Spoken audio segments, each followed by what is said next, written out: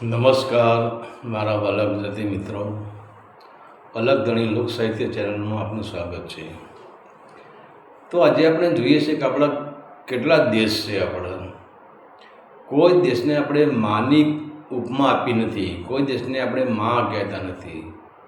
ફક્ત ભારત દેશ જ એક એવો દેશ છે કે જેને આપણે ભારત માતા કહીએ છીએ.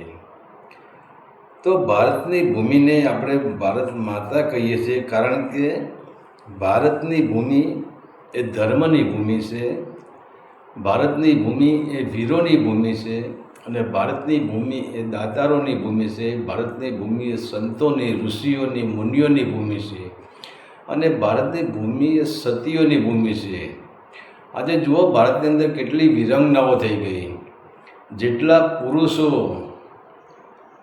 જે ભારતની ભૂમિ માટે જેટલા પુરુષોએ બલિદાન આપ્યું છે, અને એટલી જ પણ સામે સ્ત્રીઓએ, અને એ સ્ત્રીઓ પણ ભારતની બેટી તરીકે જીવન જીવી છે, અને એ સ્ત્રીઓએ પણ આ ભારતની ભૂમિ માટે બલિદાન આપ્યું છે.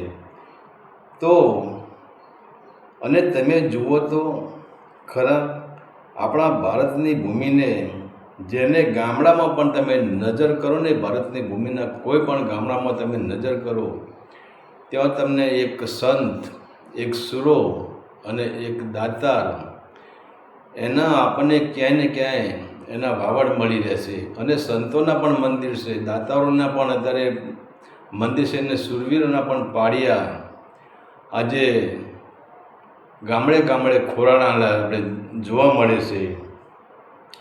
તો આ ભારતની ભૂમિ પુરુષોને બલિદાન તો આપ્યા છે, પરંતુ સ્ત્રીઓને પણ આ ભારતની ભૂમિ માટે બલિદાન આપેલા છે. અને આપણે જોઈએ કે સ્ત્રીમાં આપણે જોઈએ કે ભારતને માટે અને ભારતના ધર્મના માટે બલિદાન આપવાની, જેમ કે એક સોનબા ગોહિલ કે જેને સુબાના એક જ ભાલે પોતાની ભારતની ભૂમિને, ધર્મને બચાવવા માટે એક અધર્મીને એટલે સુબાને એક જ ભાલે વિંધી નાખ્યો હતો. અને એથી આગળ આપણે કહીએ કે ઝાંસીની રાણી લક્ષ્મીબાઈ એ પણ ભારતની ભૂમિ માટે એ લડેલી હતી, અને ભારતની ભૂમિને બલિદાન એમને પણ આપ્યું હતું. બીજું કે સુનીતા ચૌધરી અને શાંતિ ઘોષે પણ જે અંગ્રેજ એક અફસર હતો જેનું નામ સ્ટીવનને પણ 12 ગોળીઓ ધડબી દીધી હતી. તો આ તે બધે ભારતના સ્ત્રી રત્નો. અને આપણે એવી જ વાત કરીએ છીએ, ગોળી જેને ધડબી દીધી, આજે આપણે એવી જ વાત કરીએ છીએ કે ભારતની દીકરીઓ બનીને પોતાની ભારત માતા માટે જેને બલિદાન આપ્યા છે. અને તમે જુઓ, જ્યારે ધર્મ ઉપર હાનિ થઈ છે ત્યારે ભારતની નારીઓ આગળ થઈ છે, ભારતની શક્તિઓ આગળ થઈ છે. અને શક્તિઓને પણ ધર્મને બચાવવા માટે દુર્ગાનું રૂપ ધારણ કરવું પડ્યું છે, રણચંડીનું રૂપ ધારણ કરવું છે, મહાકાળીનું રૂપ ધારણ કરવું પડ્યું છે, જગદંબાનું રૂપ ધારણ કરવું પડ્યું છે.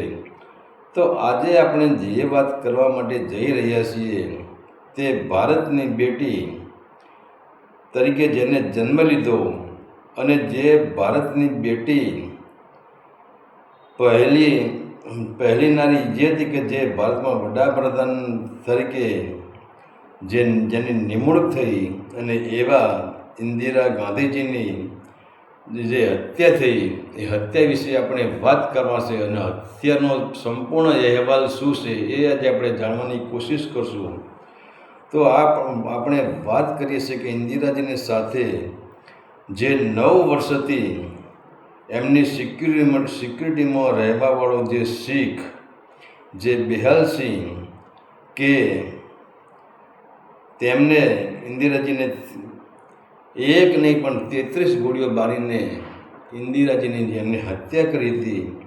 અને એમની સાથે રહેનાર સામંતસિંહે પણ ઇન્દિરાજીને ગોળીઓ મારીને ઇન્દિરાજીની હત્યા કરી હતી. તો હવે જે ઇન્દિરાજી જ્યારે વિદેશમાં જતા હતા ત્યારે હવે એ એમના જે વફાદાર જે સિક્યુરિટી હતા, જે પોતાના બોડીગાર્ડ હતા, જે વફાદારમાં વફાદાર એવા બેહરસિંહ અને ઇન્દિરાજી જ્યાં જાય ત્યાં પણ એમને સાથે લઈ જતા હતા. આટલો બધો તો ઇન્દિરાજીને એમના પર વિશ્વાસ હતો. આ શીખ હતા, પણ ઇન્દિરાજીને એમના પર વિશ્વાસ હતો અને ઇન્દિરાજી એમને પોતાને જેમ પોતાના દીકરાને રાખતા હોય એવો જ કહેવાય છે કે ઇન્દિરાજી એમને રાખતા હતા. અને ભારતના જે વડાપ્રધાન હતા તે બહાદુર, અને તમે જુઓ તો ઇન્દિરાજી કહેવાનો મતલબ બહાદુર અને સંપૂર્ણપણે નીડર. એ કોઈ પણ પ્રકારનું જજમેન્ટ લઈ લેતા હતા. તો એ બુદ્ધિશાળી, ઇન્દિરાજી બુદ્ધિશાળી પણ એટલા હતા અને ચક્રવ્યૂહના તો એટલા બધા જાણકાર હતા કે કઈ રીતે દુશ્મનોને હરાવવા, કઈ રીતે ભારતના તંત્રને સમતોલન જાળવી રાખવું, દરેક રીતે ઇન્દિરાજી પાવરફુલ એવા હતા અને નીડર પણ હતા અને બહાદુર પણ હતા. અને એમની અંદર કોઈ પણ પ્રકારનો, ઇન્દિરાજીને કોઈ પણ પ્રકારનો ભય જ નહોતો. અને પોતે વિચારતો કરો, એક નારી શક્તિ હોવા છતાં એ નિર્ભય રહીને આ ભારતનું શાસન ચલાવતા હતા. અને કહેવાય છે કે તેમને 1971માં જ્યારે પાકિસ્તાન સામું પડ્યું ત્યારે કહેવાય છે કે પાકિસ્તાનને એમને ધૂળ ચાટતું કરી દીધું હતું. અને ત્યાર પછી કહેવાય છે કે 30 ઓક્ટોબર 1984ના જે તેમના મૃત્યુના આગલા દિવસે, એ દિવસે કહેવાય છે કે ઇન્દિરાજી પોતે ઓડિશામાં ભુવનેશ્વરમાં ઇન્દિરાજી જે પોતે ચૂંટણીનો પ્રચાર કરતા હતા અને એ ચૂંટણીના પ્રચારમાં જ્યારે ભુવનેશ્વરમાં ઇન્દિરાજીએ લેક્ચર આપ્યું ત્યારે એ લેક્ચરમાં ઇન્દિરાજી એ દિવસે ચોખવટ કરી હતી કે મને એવું લાગે છે કે હવે મારો વિરોધ થવા આવ્યો છે અને ગમે ત્યારે મારા ઉપર હુમલો પણ થઈ શકે છે, પરંતુ હું ભારતની બેટી છું અને જ્યાં સુધી મારામાં એક ટીમ્પો લોહી હશે અને ત્યાં સુધી હું ભારત માટે હું લડીશ અને મારા લોહીનું હર એક ટીમ્પુ ભારત માતાની સેવામાં હું વાપરીશ અને હું ભારત સાથે હું જે પ્રેમથી ભારતની હું જે સેવા કરી રહી છું તે મારો જન્મ ભારતની સેવા કરવા માટે જ થયો છે. પરંતુ ઇન્દિરાજીને પણ વાંધળા બબડા જેવા થોડા ઘણા સમાચાર મળી ગયા હતા કે એમના દુશ્મનો પણ કોણ હતા એ ખબર નથી, પણ એમને ખબર કે એટલે જ એમને કહ્યું કે મારા દુશ્મનો વધી ગયા છે અને મારા ઉપર હુમલો પણ થઈ શકે છે, મારું મર્ડર પણ થઈ શકે છે, બધી જ વાત શક્ય છે. પણ જ્યાં સુધી મારામાં જીવ હશે ત્યાં સુધી મારા લોહીનું એક એક ટીમ્પુ એ હું ભારતની સેવા માટે જ હું મારું જીવન જીવીશ. અને એ જે અહીંયા ત્યાંથી એ ઘરે આવે છે, દિલ્હી આવે છે, પોતાના નિવાસ સ્થાને આવે છે અને ત્યાં જ્યારે 30 તારીખે તો હજુ એ પોતાના ઘરે સાંજે પોતાના ઘરે પહોંચ્યા છે અને બીજા દિવસે 31 ઓક્ટોબરના દિવસે જાણવામાં મળે છે કે ઇન્દિરાજીની હત્યા કરવામાં આવી છે. તો જ્યારે ઇન્દિરાજી 30 ઓક્ટોબરના દિવસે ઓડિશામાં જે ચૂંટણીનો જે લેક્ચર આપી રહ્યા હતા, ચૂંટણીનો જે પ્રચાર કરી રહ્યા હતા અને ત્યાર પછી જે ઘરે આવે છે અને એ દિવસથી તેના બીજા જ દિવસે એટલે કે 31 ઓક્ટોબરના દિવસે એવી ઘટના ઘટે છે કે એક બ્રિટિશ ફિલ્મ મેકર સાથે તેમને સવારમાં તેમની જ ઓફિસમાં, એટલે એમની ઓફિસ એટલે કે જે ઇન્દિરાજીનું જે નિવાસ સ્થળ હતું ત્યાંથી 50 મીટર દૂર જ ઇન્દિરાજીની ઓફિસ હતી અને એ ઓફિસની અંદર તે આ એક બ્રિટિશ ફિલ્મ મેકર એની સાથે ઇન્દિરાજીને પર્સનલ મિટિંગ હતી અને એ 50 મીટર દૂર હતું અને તેમની જ ઓફિસમાં હતી. ત્યારે ઇન્દિરાજી ગાંધી ઉપર નવી જે ડોક્યુમેન્ટરી બનાવી રહ્યા હતા. એટલા માટે તે ઇન્દિરાજી સાથે મળીને મિટિંગ કરવા માટે આવ્યા હતા. પરંતુ ઇન્દિરાજીને હવે એવું હતું કે અહીંથી મારે 50 મીટર દૂર જવાનું છે, ક્યાંય બહાર તો જવાનું જ નથી. અને એ ટાઈમે કહેવાશે કે ઇન્દિરાજી પોતાના નિવાસ સ્થાનેથી નીકળીને તે તેમની ઓફિસ બાજુ જઈ રહ્યા છે અને પોતે ચાલતા ચાલતા જ જાય છે. ત્યારે તેમની સાથે તેમના ખાસ સિક્યુરિટી જે ધવલ હતો અને તેમને તડકામાંથી રક્ષક બચાવવા માટે એક કોન્સ્ટેબલ છત્રીનો છોયડો કરીને ચાલી રહ્યા હતા અને જેનું નામ હતું નારાયણ હતું. બીજું કે ઇન્દિરાજીને એમ હતું કે મારે મારા નિવાસ સ્થાનેથી 50 મીટર દૂર જવાનું છે, એટલે તેમને બુલેટ પ્રૂફ જેકેટ પણ પહેરેલું નહોતું. અને ઇન્દિરાજીને વિશ્વાસ હતો કે આ બધા મારા જ માણસો છે, આમાં કોઈ દગાખોર તો છે જ નહીં. અને જ્યાં મારા પણ હોય ત્યાં ભય ક્યાંથી હોય. તો ઇન્દિરાજીને એમ લાગ્યું કે બધા મારા જ માણસો છે. અને આ વિશ્વાસ ઇન્દિરાજીએ બધા પર વિશ્વાસ મૂકી દીધો હતો. અને એ વિશ્વાસુ માણસોએ એ અવિશ્વાસ કરી દીધો. અને એ વિશ્વાસુ માણસોએ જે ન કરવાનું કામ હતું એ કરી દીધું. અને હવે તો હજુ તો ઇન્દિરાજી પોતાની જ્યાં ઓફિસ છે ત્યાં પહોંચ્યા જ નથી. હજુ તો ઇન્દિરાજી રસ્તામાં જ છે.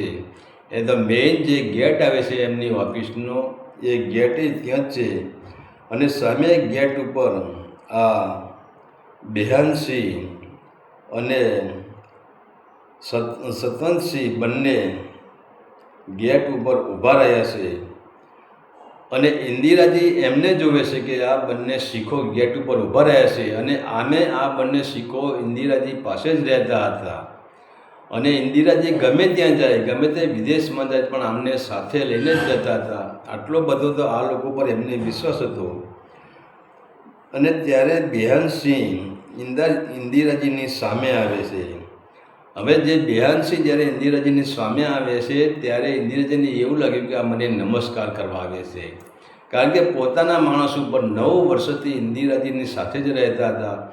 અને જ્યારે પણ ઇન્દિરાજી સામા મળે ત્યારે આ બેહાનસિંહ ઇન્દિરાજીને નમસ્કાર કરતા હતા.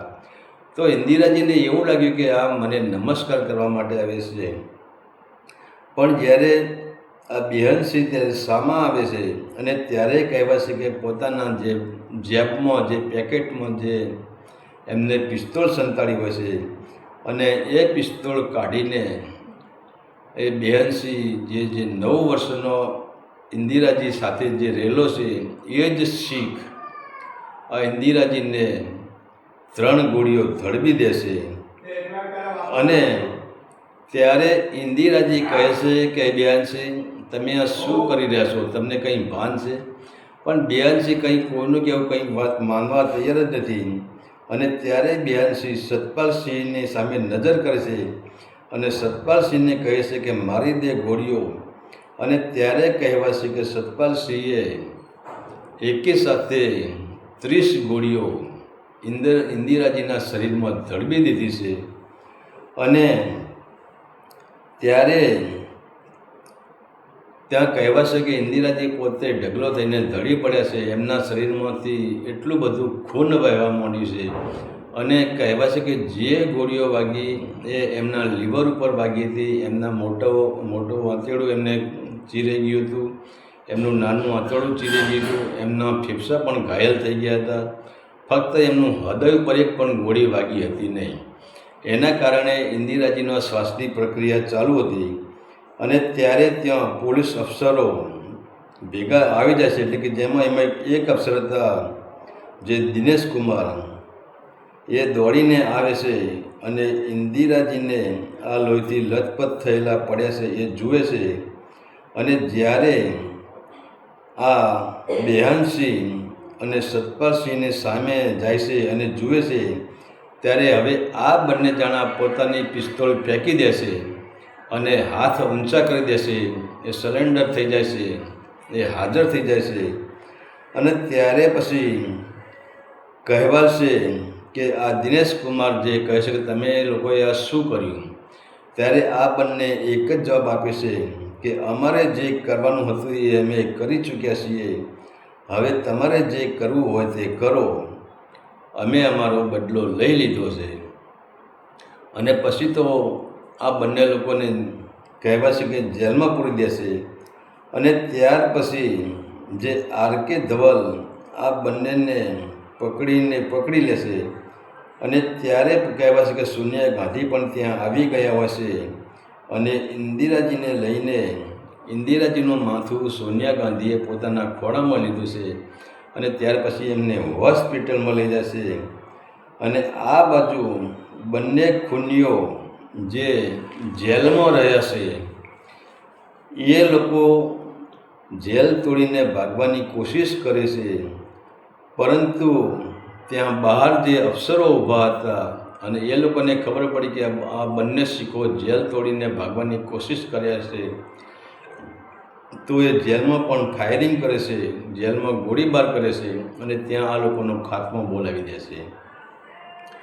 હવે આ બાજુ જ્યારે ઇન્દિરાજીને હોસ્પિટલમાં લઈ જવામાં આવ્યા છે, ત્યારે હવે ઇન્દિરાજીના શરીરમાંથી ઘણું બધું લોહી નીકળી ગયું હતું, ઘણી બધી અશક્તિ આવી ગઈ હતી. કારણ કે એમનું લીવર પણ છૂંદાઈ ગયું હતું, એમના મોટું આંતરડું પણ છૂંદાઈ ગયું હતું, નાનું આંતરડું પણ છૂંદાઈ ગયું હતું, એમના ફેફસા પણ છૂંદાઈ ગયા હતા. શરીરમાં કંઈ જ બચ્યું નહોતું. સિર્ફ એમનું હૃદય સલામત હતું. પણ અહીંયા ધીરે ધીરે હૃદય પણ કમજોર પડતું જાય છે. અને ત્યારે કહેવાશે કે ઇન્દિરાજી સામે ત્યારે કહે છે કે 12 ડૉક્ટરો ટ્રીટમેન્ટ કરી રહ્યા છે, પરંતુ છેવટે અહીંયા એવી ઘટના ઘટે છે કે ઇન્દિરાજી પોતાના છેલ્લા શ્વાસ છોડી દેશે અને ડૉક્ટરો ત્યાં હારી જાય છે. અને કહેવાશે કે ઇન્દિરાજી ત્યાં હવે ઇન્દિરાજી જે ટાઈમે દવાખાનામાં એ એડમિટ કર્યા હતા, એમને 12 ડૉક્ટરો એમની ટ્રીટમેન્ટ કરતા હતા, ત્યાં હવે આ બાજુના જે દવાખાનું હતું એની બાજુના હોલમાં એમ કહેવામાં આવે છે કે કોંગ્રેસના અધિકારીઓ ત્યાં બધા મળ્યા હતા અને એ વિચારણા એ ચાલતી હતી કે ભવિષ્યમાં ઇન્દિરાજીને કંઈ થઈ જાય અને ઇન્દિરાજી જો દેહ છોડી દે તો આ વડાપ્રધાન કોને બનાવવા. અને કહેવાય છે કે એ ટાઈમે જે રાજીવ ગાંધીને સમાચાર મળે છે અને ત્યારે રાજીવ ગાંધી પશ્ચિમ બંગાળમાં હોય છે અને પશ્ચિમ બંગાળમાં એમને સમાચાર મળે છે કે મારી મા ઉપર, ઇન્દિરા ગાંધી પર આવો હુમલો થયો છે. અને એ ટાઈમે તાત્કાલિક એ રાજીવજી પોતે પણ ત્યાં આવી જાય છે. અને ત્યાર પછી સર્વાનુમતે નક્કી કરે છે કે આપણે રાજીવજીને વડાપ્રધાનની પસંદગી કરવી. અને રાજીવજીની ત્યાં પછી વડાપ્રધાન તરીકે પસંદગી કરવામાં આવે છે.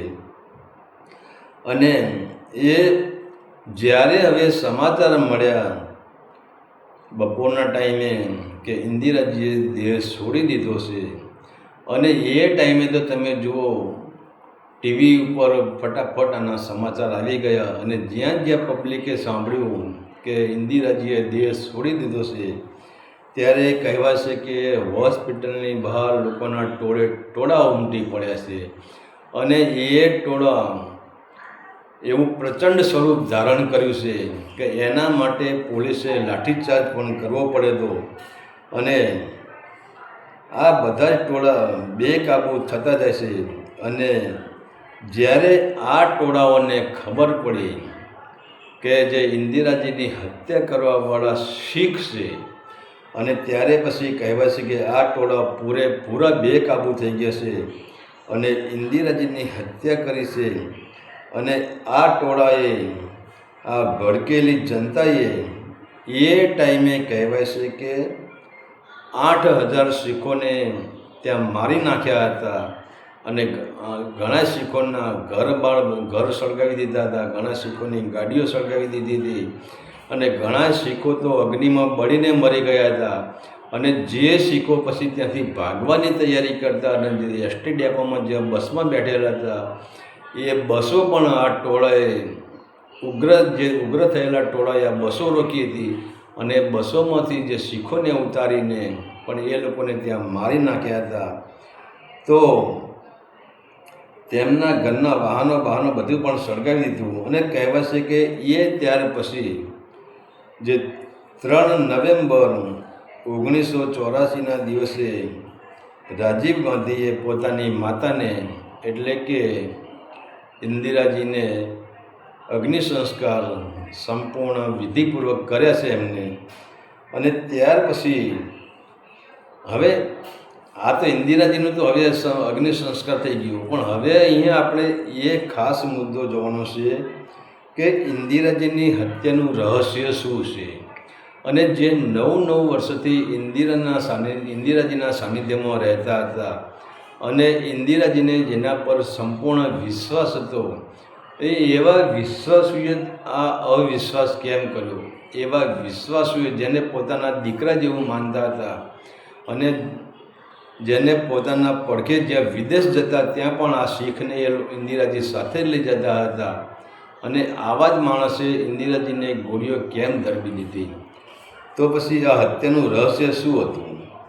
ત્યારે હવે આ રહસ્યમાં એવી વાત પડી છે કે જ્યારે ભારત અને પાકિસ્તાન જુદું થયું તેમ શીખોની પણ માગણી હતી કે ભારતથી પંજાબને દૂર કરો અને જેમ પાકિસ્તાન દેશ છે એમ અમારે પંજાબ દેશ બનાવવો છે અને અલગ કરવાની જે માગણી કરતા હતા. ત્યારે કહેવાય છે કે એ માગણી કરવાવાળામાં હવે બધાય પંજાબીઓ તો એવા જ નહોતા જ, પણ એમાં એક જ માણસ હતો. આપણે કહીએ કે એક અંગારી હોય સોમણ જાનને બગાડી નાખીએ. તેમાં કહેવાય છે કે જનરલસિંહ જે ભીડરવાલા જે પંજાબમાં રહીને એ આ ભીડરવાલા બધું કરાવતા હતા અને એ ઉગ્ર આંદોલન પણ કરાવતા હતા અને પંજાબમાં રહીને હુમલાઓ પણ કરાવતા હતા. અને ત્યારે ઇન્દિરાજીએ આ કહ્યું હતું કે ભાઈ હવે ભારતમાંથી પંજાબ તો છૂટું નહીં જ પડે, પંજાબ એ ભારતનો જ હિસ્સો છે અને ભારતમાં જ રહેશે અને પંજાબ અને ભારત એ ભાઈચારાથી જીવન જીવશે. આ ઇન્દિરાજી તો આવી રજૂઆત ત્યાં કરેલી હતી, પરંતુ કહેવાય છે કે આ ઇન્દિરાજીએ નક્કી કર્યું કે ભિંડરવાલાને હવે મારવો પડશે અને જો આ ભિંડરવાળાને હું નહીં મારું તો એ ભારતમાં અને પંજાબમાં આ બંને જગ્યાએ હુમલાઓ કરાવશે, તોફાન કરાવશે અને જે રાજ્યમાં શાંતિ ચાલી રહી છે, ભારત દેશમાં શાંતિ ચાલી રહી છે, પંજાબમાં શાંતિ ચાલી રહી છે, આ શાંતિનો આ ભંગ કરી દેશે અને જે અશાંતિ ઊભી ન કરે એટલા માટે ઇન્દિરાજીએ નક્કી કર્યું કે ભીડરવાલાને હવે મારે મારવો જ પડશે. અને ત્યારે ઇન્દિરાજીએ એક નવું ઓપરેશન લોન્ચ કર્યું હતું. એનું નામ હતું ઓપરેશન બ્લુ સ્ટાર. હવે ઓપરેશન બ્લુ સ્ટાર એમને નવું ઓપરેશન લોન્ચ કર્યું અને જે ઓપરેશન લોન્ચ કર્યું એ તારીખ હતી 5 જૂન 1984માં. આ ઓપરેશન બ્લુ સ્ટાર આ નવું ઓપરેશન એમને શરૂઆત કરી અને ત્યારે પછી ખબર પડી કે હવે ઇન્દિરાજી કહે કે ભિંડરવાલા ક્યાં છે એ પહેલાં નક્કી કરો, આપણે ખોટું તોફાન કરવું નથી, આપણે એના ઉપર જ આક્રમણ કરવું છે. અને ત્યારે કહેવાય છે કે ભિંડરવાલા છે એ પંજાબમાં આવેલા સુવર્ણ મંદિરમાં સંતાઈને બેઠો હતો અને ત્યાં પછી ઇન્દિરાજીએ આર્મીને હુકમ કર્યો કે તમે સુવર્ણ મંદિરમાં તમે ત્યાં જાઓ અને ભિંડરવાલા ત્યાં સંતાઈને બેઠો છે તો એનો તમે ખાત્મો બોલાવી દો. અને ત્યારે કહેવાય છે કે ઇન્ડિયન આર્મી ત્યાં હુમલો કરે છે અને આ જે ભિંડરવાલા છે એનું ત્યાં મૃત્યુ થાય છે. પરંતુ અહીંયા ઘટના એવી ઘટે છે કે આ ભિંડરવાલાનું તો મૃત્યુ થઈ ગયું, પણ હવે ફાયરિંગ વખતે જે ઇન્ડિયન આર્મી જે ગોળીઓ ચલાવે છે, હવે એ ગોળીઓ ચલાવવામાં કહેવાય છે કે સુવર્ણ મંદિર જે શીખોનું ગુરુદ્વાર હતું, અને એ સુવર્ણ મંદિર અડધું મંદિર ખંડિત થઈ ગયું છે, અડધું મંદિર તૂટી ગયું છે. અને એ લોકો પછી તો શીખો પણ ઉગ્ર બને છે કે પોતાનું જે ધર્મસ્થાન તૂટ્યું છે, અને આના માટે પછી આ શીખ લોકો આંદોલન કરે છે, અને એ આંદોલન એટલું ઉગ્ર બને છે. અને હવે આ આંદોલનમાં હવે તમે વિચાર કરો કે ઇન્દિરા ગાંધીજી પાસે રહેવાવાળા જે બેહદસિંહ અને જે સતપાલસિંહ હતા, એ બંને પણ શીખ જ હતા. અને ત્યારે પછી જે પંજાબના શીખો છે, એ પંજાબના શીખો આ ઇન્દિરાજી સાથે જે બે શીખો રહેશે એમને બોલાવે છે, એમને બોલાવીને પછી એમને સમજાવે છે. ત્યારે શરૂમાં તો આ લોકો ના જ પાડી દેશે કે ભાઈ અમે તો 9 વર્ષથી એમના ત્યાં નોકરી કરીએ છીએ, અને ઇન્દિરાજી એમને પોતાના બાળક, પોતાના છોકરા સમાન રાખે છે, એમને અમારા પર વિશ્વાસ છે. પણ તો અહીંયા ધર્મ કામ કરી ગયો છે. અને ત્યારે પંજાબના શીખોએ કહ્યું કે જે આપણે સુવર્ણ મંદિર હતું એ આપણું ગુરુદ્વાર હતું, ને આપણા ગુરુદ્વાર ઉપર અમને આક્રમણ કર્યું છે, તો આને સજા મળવી જ જોઈએ. તો આ લોકોના કાનમાં, પંજાબના જે શીખો છે, આ બંને લોકોના કાનમાં ઝેર રેડે છે, શબ્દોનું ઝેર રેડે છે. અને એક વિચાર કરો કે સર્પદંશ મારે, સાપનું ઝેર એક માણસને મારી નાખે, પણ જે શબ્દનું ઝેર છે ને પૂરા વિશ્વને મારી નાખે. એટલે જ શબ્દના ઝેરમાં એટલી તાકાત હોય છે. અને આ લોકોના અંદર શબ્દનું ઝેર ઉતરી ગયું છે. અને એ જ શીખો જેને ઇન્દિરાજી પોતાના માનતા હતા, અને એ જ શીખો ઇન્દિરાજીની રાહ જોઈ રહેતા કે ક્યારે ઇન્દિરાજી આપણને એમની ઓફિસમાં જતા મળે. અને એ ટાઈમે જ્યારે 31 તારીખે ઇન્દિરાજી પોતાની ઓફિસમાં જઈ રહ્યા છે, અને ત્યારે આ બંને શીખો જે ઇન્દિરાજીની ઓફિસ હતી એના દરવાજા ઉપર સામે જ ઊભા છે, હથિયારબંધ પિસ્તોલો લઈને ઊભા છે. પણ ઇન્દિરાજીને એ લોકો પર વિશ્વાસ હતો કે આ તો મારા માણસો છે, અને પોતાના માણસો સાથે વિશ્વાસ રાખીને ઇન્દિરાજીએ બુલેટ પ્રૂફ જેકેટ એ દિવસ પહેર્યું જ નહોતું, કારણ કે પોતાના માણસો પર વિશ્વાસ હતો. અને અહીંયા કંઈ આવું ઘટના ઘટવાની છે તો ઇન્દિરાજીને ખબર જ નથી. અને ત્યારે પછી કે બેહદસિંહ અને આ સતપાલસિંહ આ બંને ભેગા મળીને ઇન્દિરાજીની શરીરની અંદર 33 ગોળીઓ ધડબી દેશે. અને ઇન્દિરાજીને પૂરેપૂરો વિશ્વાસ હતો, અને એ જ માણસોએ અવિશ્વાસ કર્યો છે. અને ફક્ત એક સુવર્ણ મંદિરના કારણે અહીંયા જે શીખ લોકોએ જે આ બંને શીખોને પોતાના પક્ષમાં લઈ લીધા છે, એમના અંદર શબ્દનું ઝેર રેડ્યું છે, ધર્મનું ઝેર રેડી રહ્યું છે. અને એ જ ધર્મના ઝેરના કારણે આ લોકોને પણ લાગી આવ્યું કે ઇન્દિરાજીએ અમારો ગુરુદ્વારો તોડી નાખ્યો છે, અડધો તોડી નાખ્યો છે. અને એ જ ઈર્ષાની આગમાં આ બંને ઇન્દિરાને હત્યા કરી છે. તો આ તો ઇન્દિરાજીની હત્યાનો સંપૂર્ણ ઇતિહાસ.